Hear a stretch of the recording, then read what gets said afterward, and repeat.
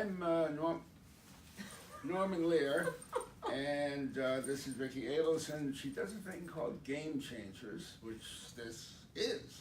And Vicki. which you are. I mean, if anybody's a game changer, Norman, I can't think of anybody who suits that You type. mean because I wake up every morning?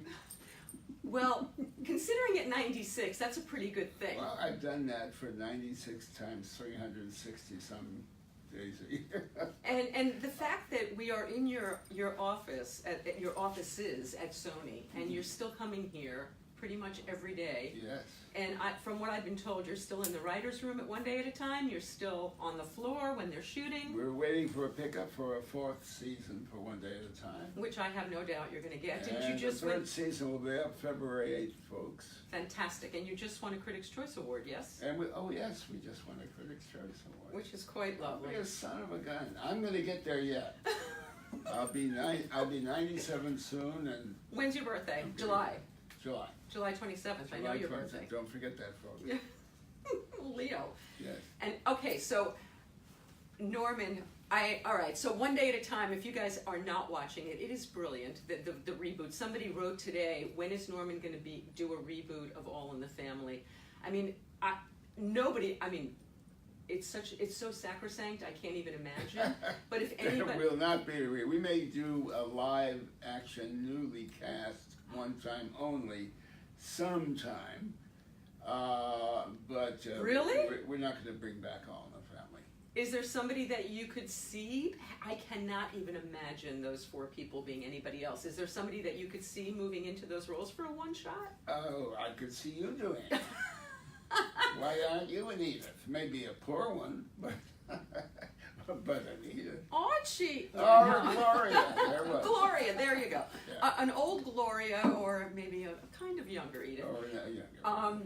But for me, my favorite, you changed my life with Mary Hartman. Oh, yes. I mean, there was not a day that I missed that Oh show. my God, I missed the show too. I loved her so much. Okay, so how did that? How did that start for you? How did Mary Hartman come to be?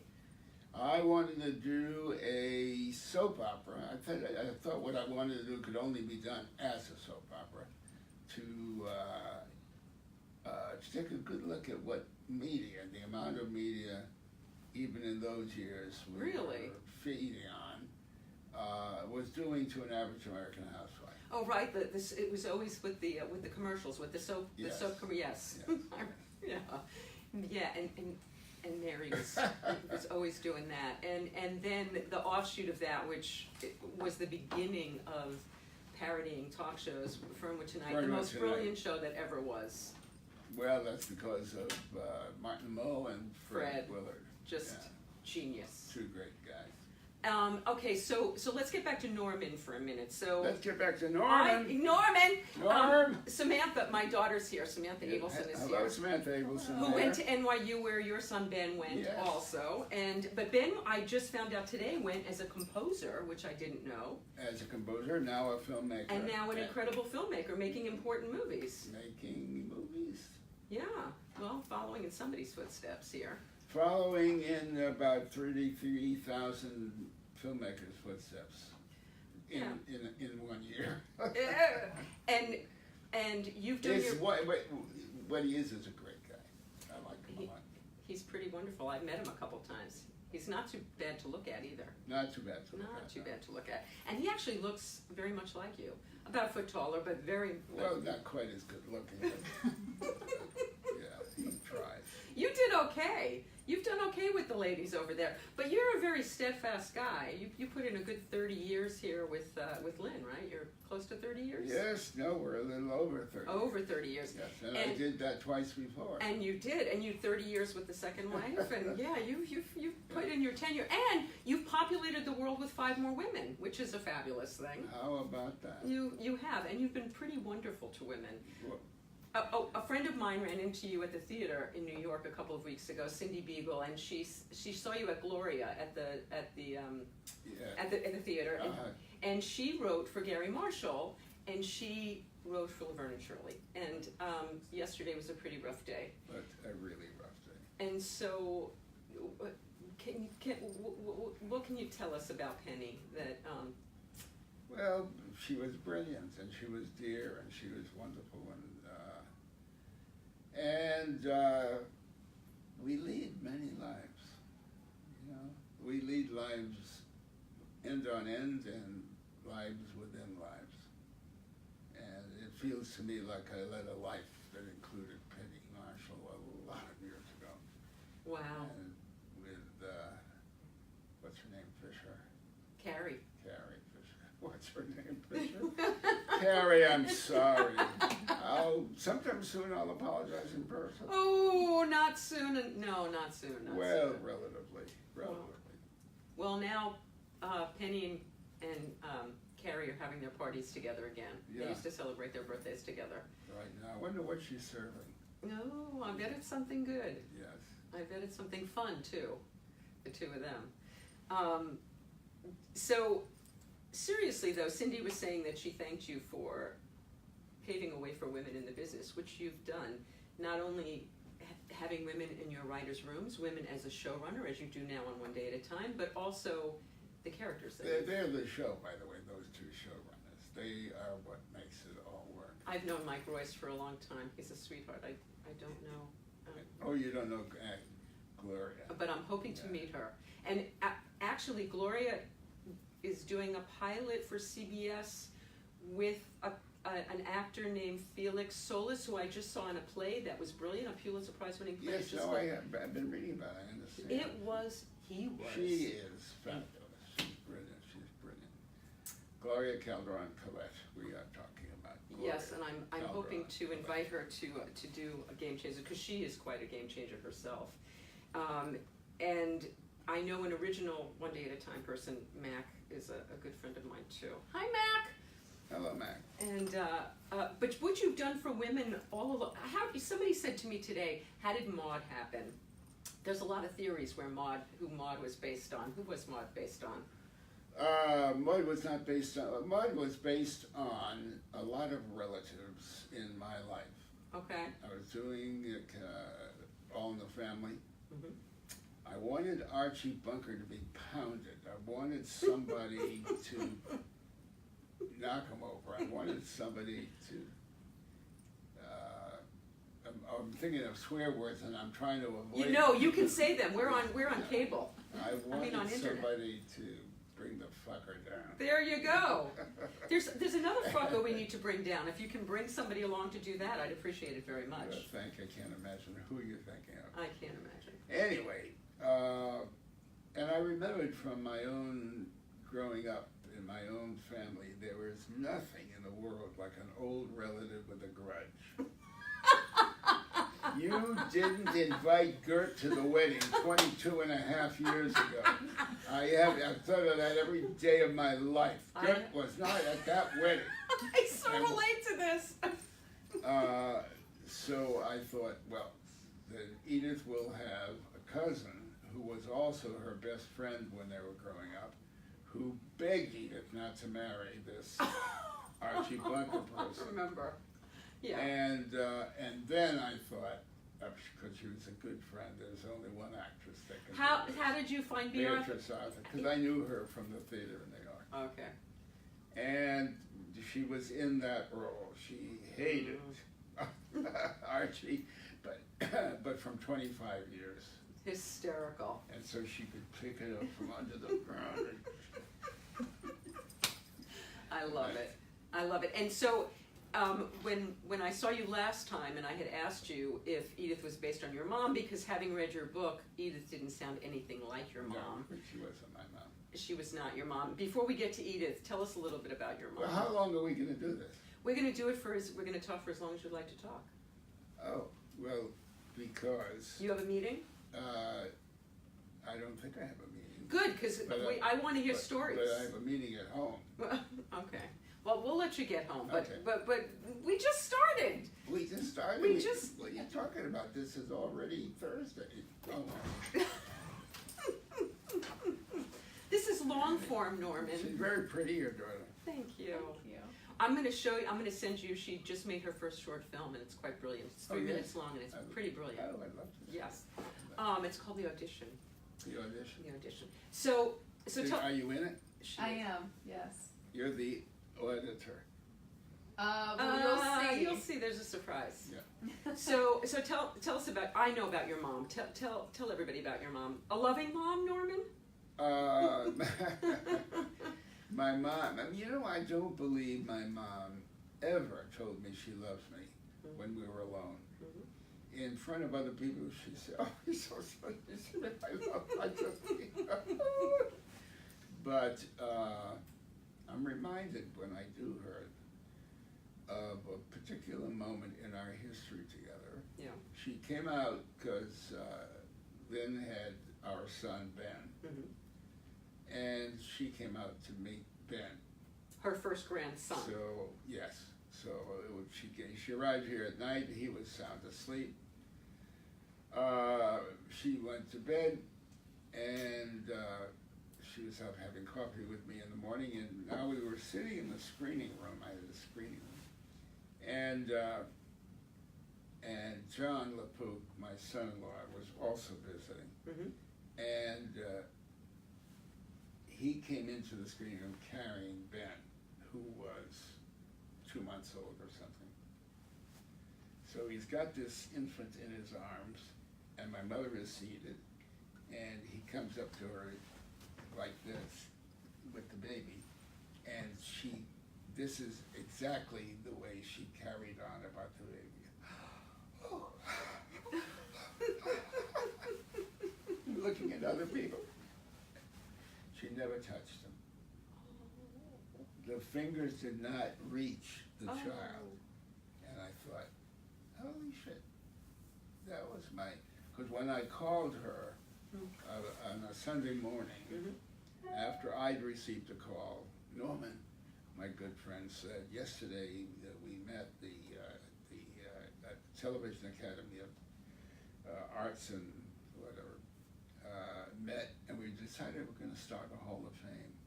And the first inductees are going to be William Paley, who started CBS, and Edward R. Murrow, the great newspaper, the great commentator. David Sarnoff, who started NBC, Milton Berle, Lucille Ball, Patty Chayefsky, and you. And when I got to the you, my mother said, listen, if that's what they want to do, who am I to say? You know, it's so heartwarming and wrenching to know that even when you're Norman Lear, you can't please your mother. Well, especially when you're not.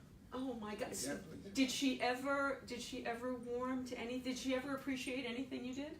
She did with other people. Right. But never with me. Never. No. There wasn't a moment. Not that I can remember. I started to say there wasn't a moment when she said, I love you to me when we were alone. She said it in front of other people, but didn't. I don't remember I love you, but isn't he wonderful? She raved about me to other people. But so she was proud of you because she expressed that with others. Yes. It was just the thing between the two of you. Well, tell the story about when you were a baby and she was bathing you. Oh, that's right too. I would say to her, how could you? She was bathing me in a sink in Revere, Massachusetts, and she dropped me and ran for some help. So every time I heard the story over a long period, over a lot of years, I would say, because I think I was 60 or something when she died, or 58, or Mother, why did you go to get some? Because you fell in a sink. I needed to get somebody to help. But you didn't say you took me out of the sink first. She never told the story of having taken me out of the sink before she. Did she take you out of the sink first? Well, what did she need the help for if she got me out of the sink? I don't know. She left you in the sink. She left me in the sink and brought an egg in and obviously saved me. Obviously. Obviously, it worked. Because this was some years ago. I was an infant over 96 years ago. Which makes sense since you're 96 years old. Yeah. I can make that connection. So another thing, I brought you a hat somewhere. I brought one for you and one for Ben. So you did this wonderful PSA for us, thanking the veterans, and I know that's something we brought for you and Ben a hat. I know that being in the Army was a great part of your life, and it was a choice that you made. You were at Emerson, right? And you Yes. enlisted. I did. And let me tell you this experience, because this was fairly recent. okay. My wife and I, well, it's over a year ago. Anyway, we were abroad. We visited John Emerson and his wife were the ambassadors in Berlin. So it's a couple of years ago. And they're great friends. So we spent a couple of days with John and Kimberly Emerson. And there was a dinner party. And at the dinner party, sitting around the table, somebody said, Mr. Lear, have you ever been to Berlin before? I said, no, but I bombed it. And there was a audible gasp around the table. And they said, you did? I said, yes. John, did you not tell them I flew in the 15th Air Force? I bombed, half of Germany. Oh, my. But only once, because it was the longest mission in the European theater. From Foggia, Italy, which is where the 15th Air Force was, to Berlin was the longest mission. Wow. And so how long a period of time was it? It was something like 14 hours or something, there and back. And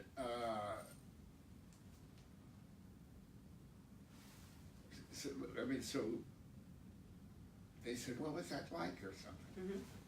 And I said, well, I was a radio operator and I had the top gun. My position was closest to the bomb bay doors. So I was the guy who was working the radio over here, but then had to get up like this after we dropped the bombs and look over. I had the best view, and I could let the pilot know. I had to let the pilot know when the last bomb had left the bay and he could close the doors. Right. So that meant the 35 times the 52 times we dropped bombs. No, 35 times we dropped bombs, we got credit for 52 missions. The 35 times we dropped bombs, I was the one watching our bombs leave the bay and gather with the other bombs from the other planes. Going down, I'm watching hundreds of bombs fall. Ooh. And I had to wonder, what if a bomb missed a target, hit a farmhouse, and a family is sitting around the table? I had the picture in my mind of a family sitting around a table, a bomb hitting squarely. And I thought, as I asked myself the question, what if? Fuck them. Fuck them. That's exactly what I felt. But I can't do it without wanting to clench my teeth because of how much I was feeling that. You have to understand, there were planes in the air that were firing at us. They were firing from the ground. I mean, yeah, your life was in danger. Things were kind of raucous. And then I remember, because it was a long way home, 2 hours later, 3 hours later, I'm asking myself, if somebody came up to you, Mr. Lear, at the moment you said fuck him, and with a pencil and paper and said, sign this, Mr. Lear, and you forever mean that you didn't care if it hit a family sitting around a table. And I thought to myself, I would never sign that. I just couldn't sign that. But I had to know that the fact of my life is I've not been tested. I'm repeating a story with everything I felt, but I've never been tested. So the fact that I could feel it, even for an instant, is so human. Because I can't imagine I could do it, but how on earth I do it? Anyway, but all of your work is about that. I think that's remarkable and so human and important that we all understand that. And that's what your work is about. Your work is about our humanity in every facet, from the most humiliating things we do to the most wonderful things we do. Where did your activism come from? obviously it didn't start there. Or maybe it did start there. My father, I was 9 years old, my father went to prison. He was... he was a salesman? He tried to sell some fake bonds or something. He went to prison for 3 years. While he was at prison, I found on radio a guy by the name of Father Coughlin. Mm-hmm. He was a priest. Can't remember where he was a major radio personality and a priest and a vicious anti-Semite. Oh. Hated Jews. Mm-hmm.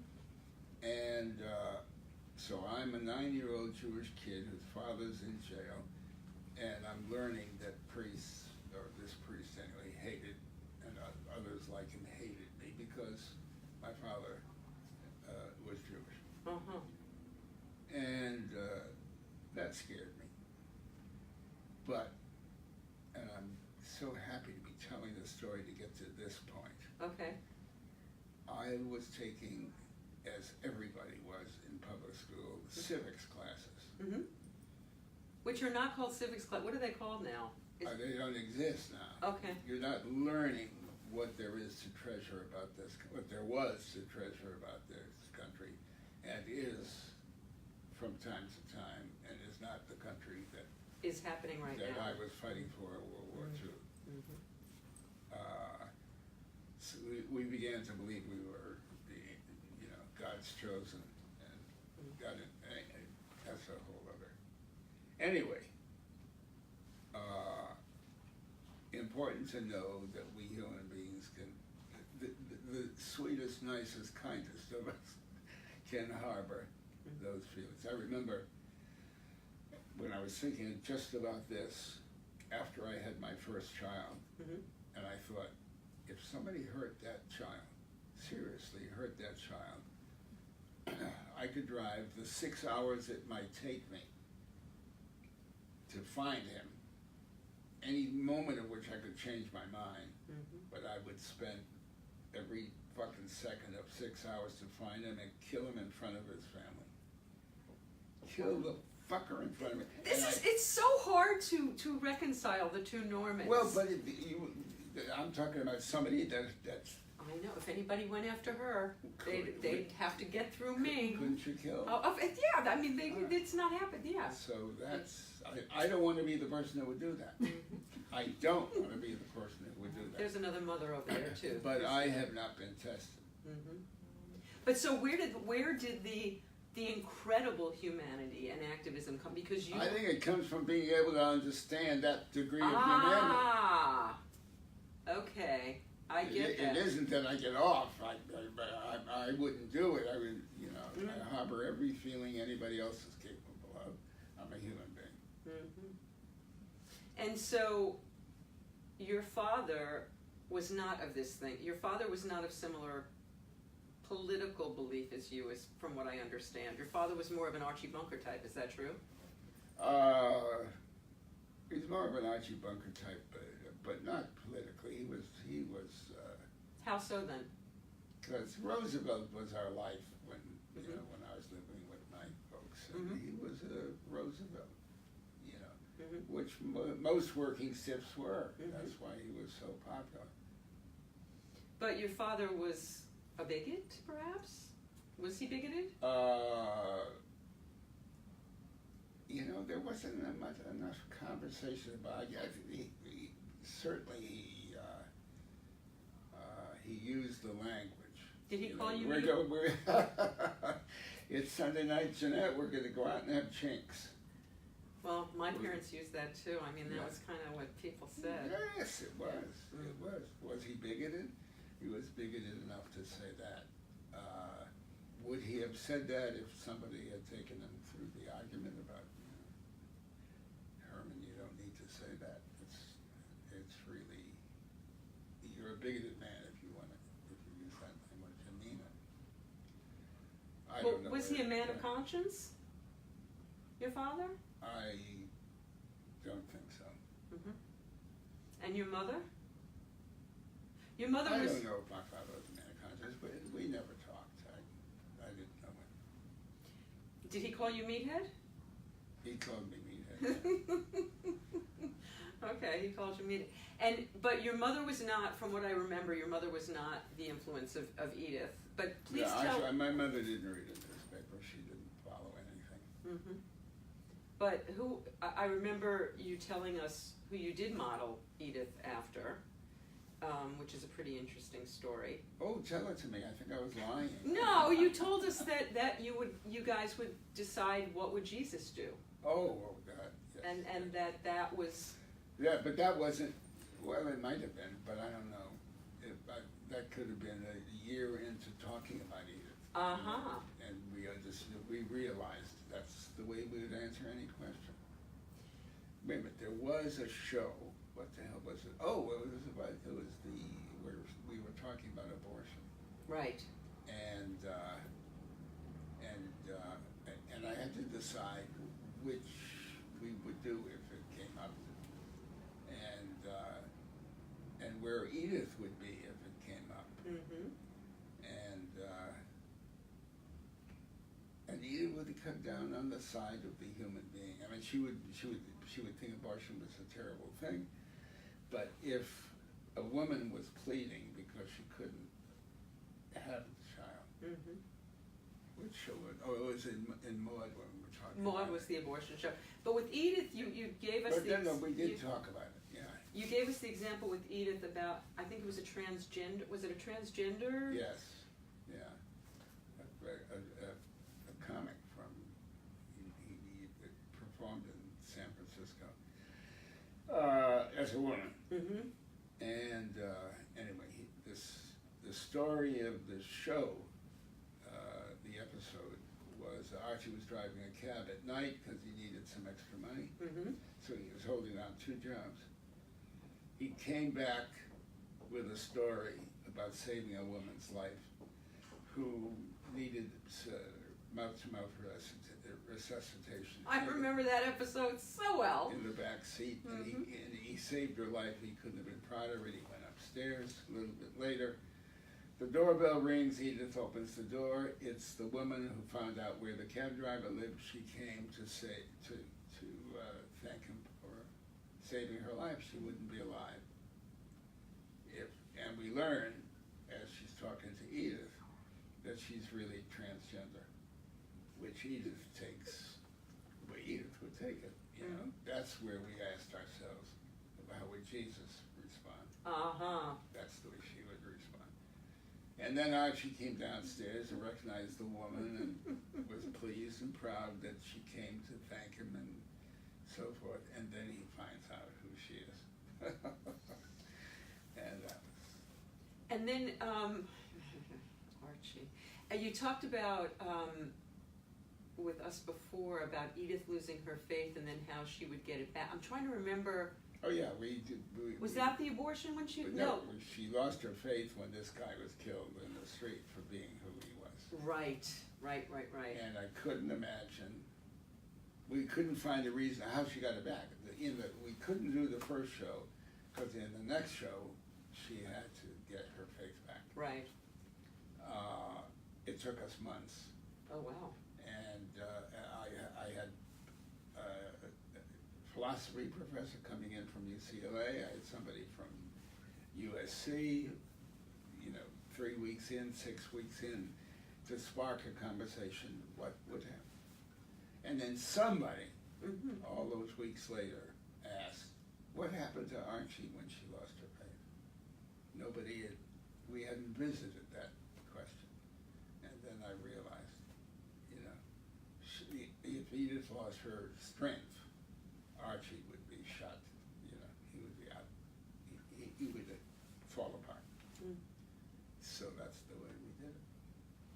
Brilliant. What sparked Sanford and Son? The sight and sound of what's his face in a lounge in Las Vegas.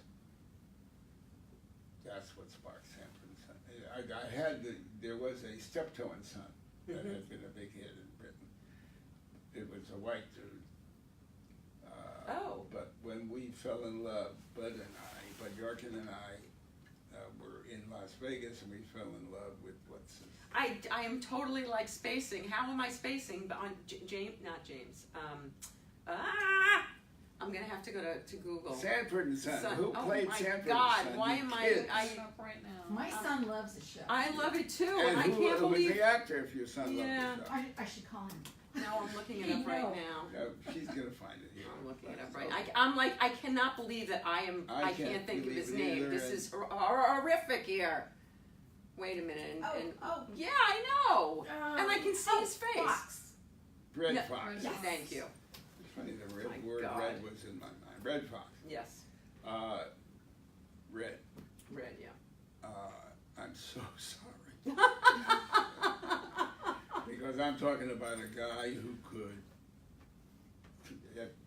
break every picture here with fury that I could forget his name in this context. Sorry, Red. I think my father was an MC in the Catskills. I think he presented him once, actually. Oh, yes? Yeah, I think so.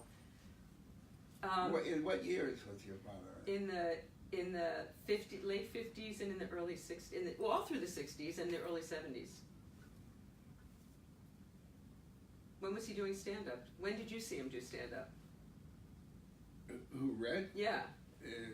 49 or something like that. No, really? No. No. No, Had to be later than that. No. It'd be when I was doing All in the Family. Yeah, so the late We 60s, were early already- 70s, yeah.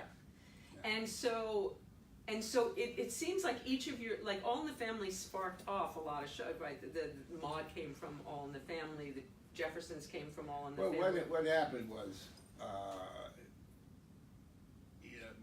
All in the Family's on the air, and the Jeffersons are next door. Right. And Mrs. Jefferson is funny and terrific. And now I'm thinking about her as she's in the minors. Is she a star? Can she be a major? Yes. Okay. Well, now let's. It's not going to be. Let's introduce the man she might be married to. So one night, he has to pick her up for whatever reason the script described. Mm-hmm. And we cast John Amos. Mm-hmm. Now, Fred Silverman calls from New York the night it aired and says, that's an interesting couple. Wouldn't that make... Well, that's exactly why we did it, the way we did it, and cast it very carefully to be sure. And that happened. The night that went on, Fred called and said, there's a show in these two people. That's fun. So, Which was what you were aiming for? which is exactly what we're aiming for. Then we were on the air for a while, Mm-hmm. and one rabble-rouser, black dude, I can't remember, he was great, Carmichael. Stokey Carmichael, Stokey Carmichael. Came to see me, wanted to see The Garbage Man. He told the secretary, said, I want to see The Garbage Man. Anyway, he came in to see The Garbage Man. Mm-hmm. Why is a show, the only black show on television, a guy has to hold down 2 and sometimes 3 jobs. So, we got black people in this country doing a lot better than that. Okay, that was an idea. Moving on up. Wait a minute, we have the Jeffersons living next door. They're already, why do we have him suddenly have a second cleaning store? Mm-hmm. And so we did Moving On Up. And yeah, you were the first ones to show black affluence. You were the first ones to do a lot of things. Where did One Day at a Time come from, the original? What sparked that? That came from Alan Manning's and his wife Whitney Blake. Alan was writing on the show, Whitney was a consultant. And there wasn't a woman on television without a man. Certainly not a mother. Yeah, there was Mary. When was Mary before or after? No, before. Well, Yeah.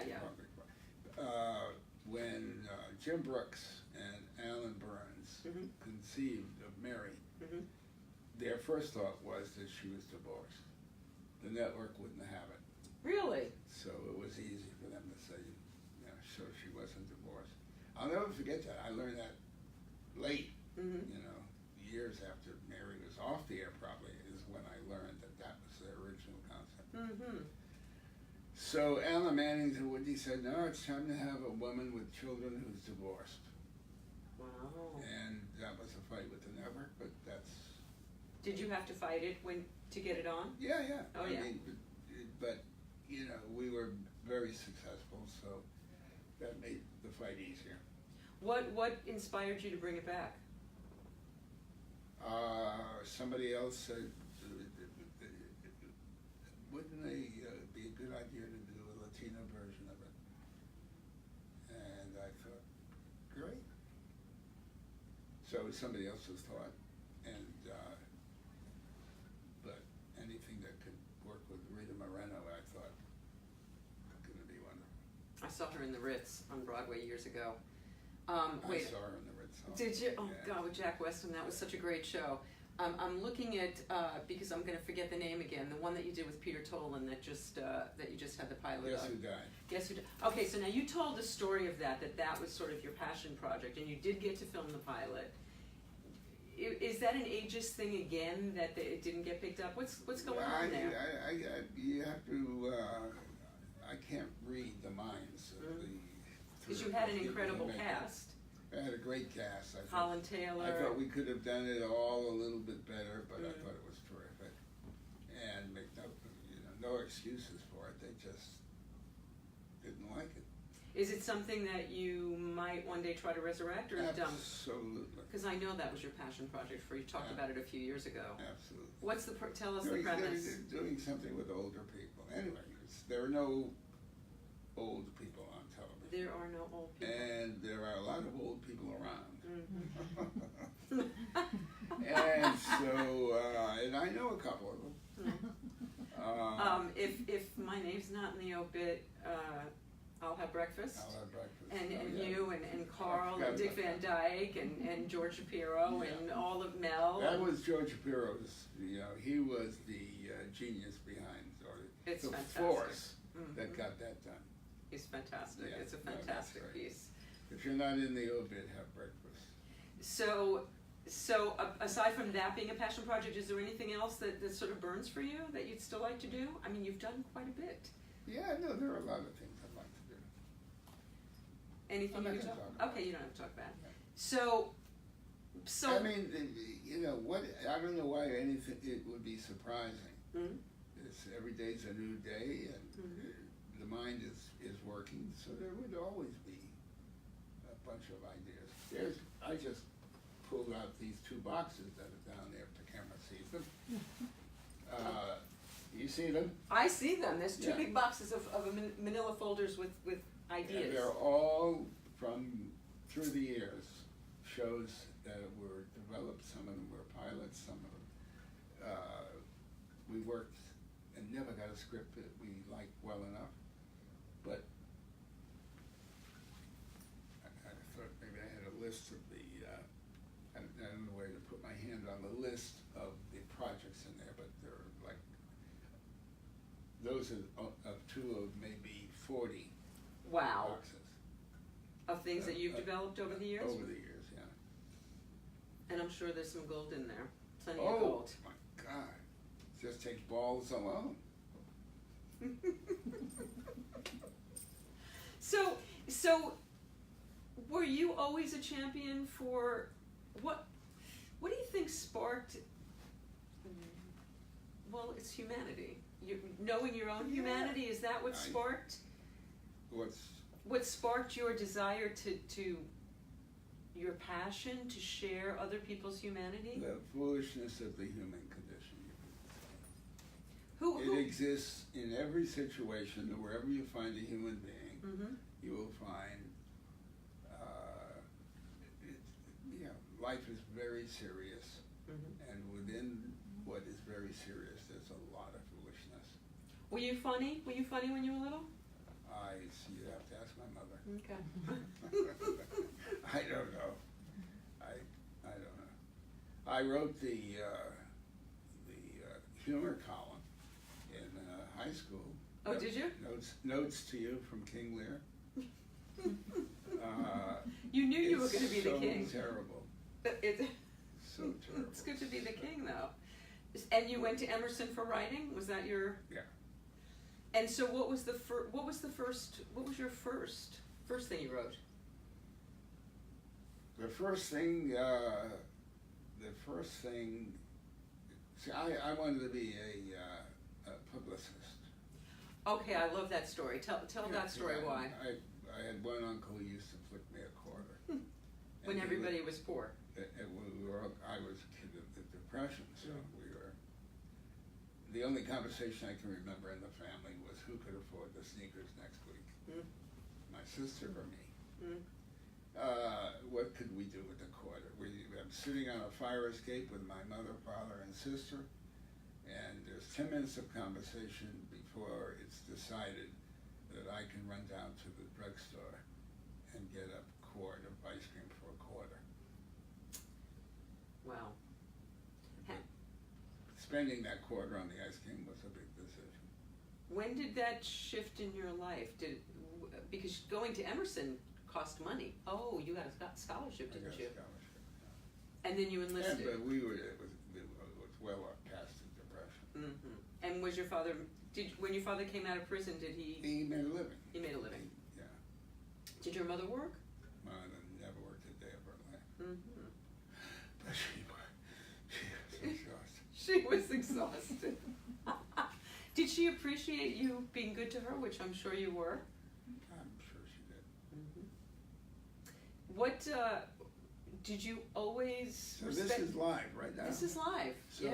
right now there could be 60 or 60... Million.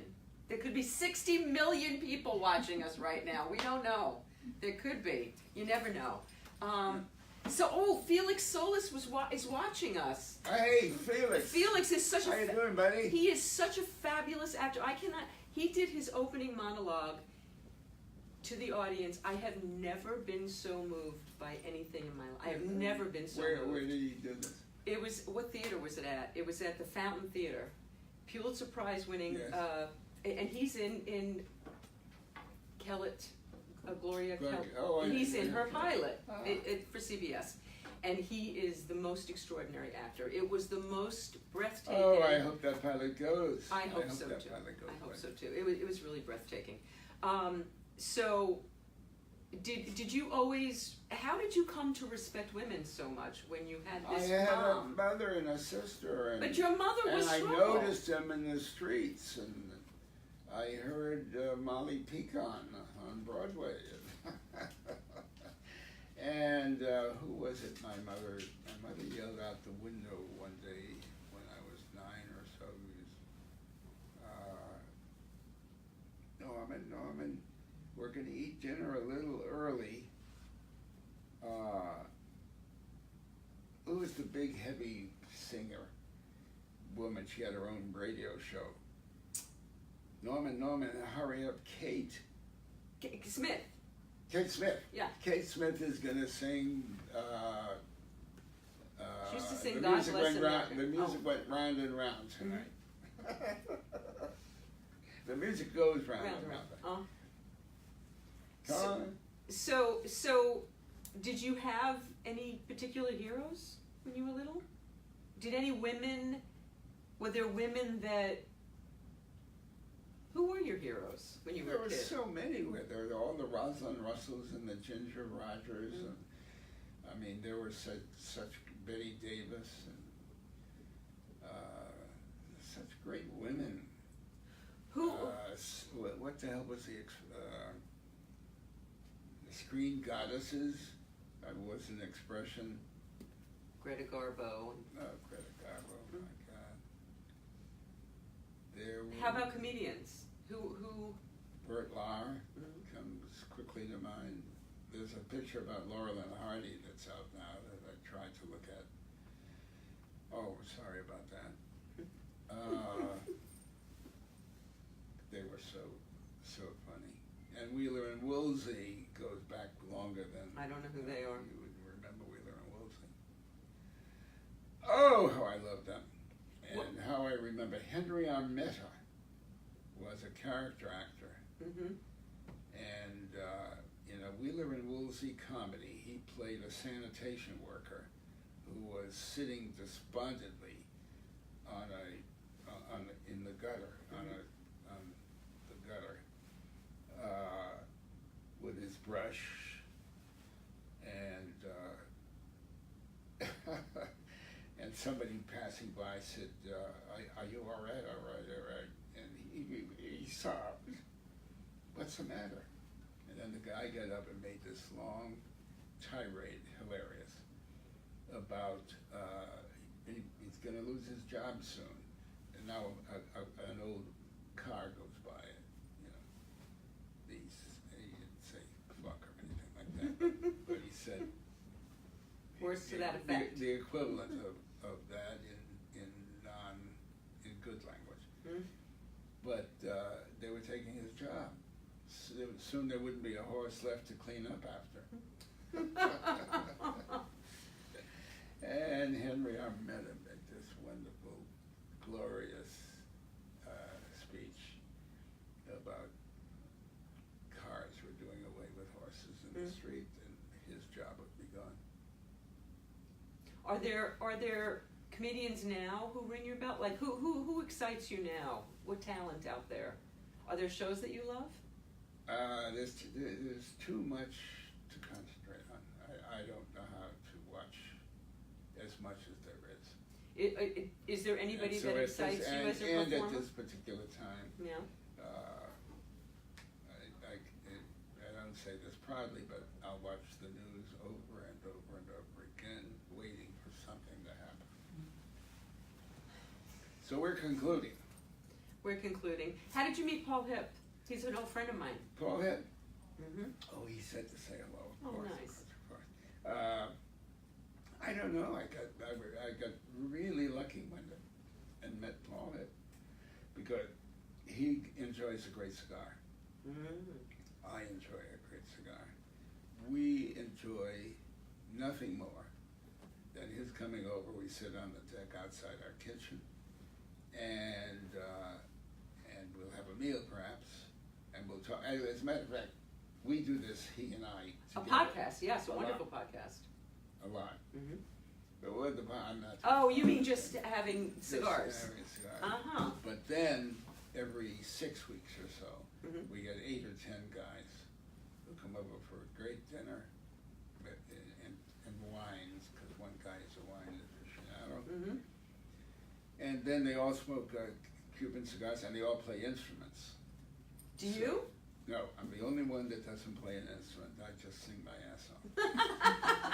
And we sit around this table, we smoke a cigar after dinner, a little wine chaser. Mm-hmm. And they all play, and we sing till 1, 2 o'clock in the morning. It's the sweetest of nights.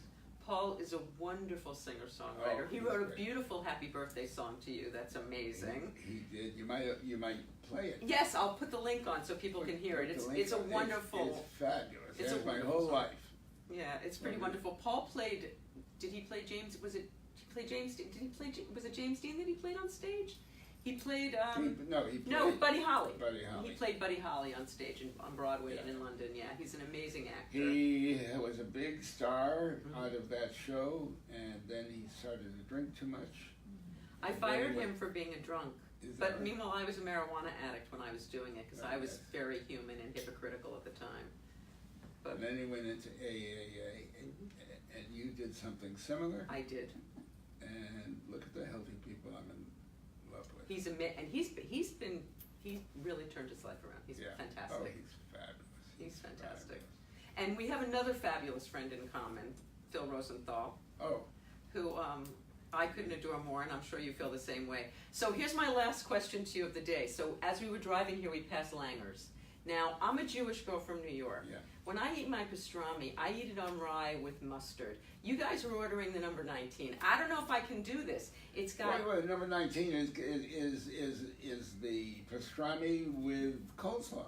Wait, oh, it's got coleslaw, but it also has Russian dressing and Swiss cheese. This is not a I Jewish don't, thing. I don't get it with the Swiss cheese. Okay. Because that's just not a Jewish No. thing. No, you can't do that. No. You can't do I that. don't get it with it. I get get the number 19 without the cheese. All right, well, I'll remember that because we might have to stop at Langer's on the way home. I think Christine is very excited. Norman, thank you so much for doing this. You are welcome so much. I adore you. I thank you so much for my lifetime of joy and the laughter and the crying and the thinking that you've caused in my life, but mostly the pleasure. I appreciate that. And I appreciate you coming with this nice person. Christina is lovely. Thank you, Christina. Thank you. And my your daughter sweet Samantha. Daughter, Samantha. And I'm gonna send you her film, her little 3-minute film to watch. Oh, I'd like to see And for all of you out there, I want to wish everybody a very Merry Christmas, a very happy holiday. We're going to see you next week, the day after Christmas, with Wendy Liebman and Jeffrey Sherman. Oh, that's nice. And we will see you then. And I want to say so long too. So long too. So long too. We'll see you next week. Thanks, Norman.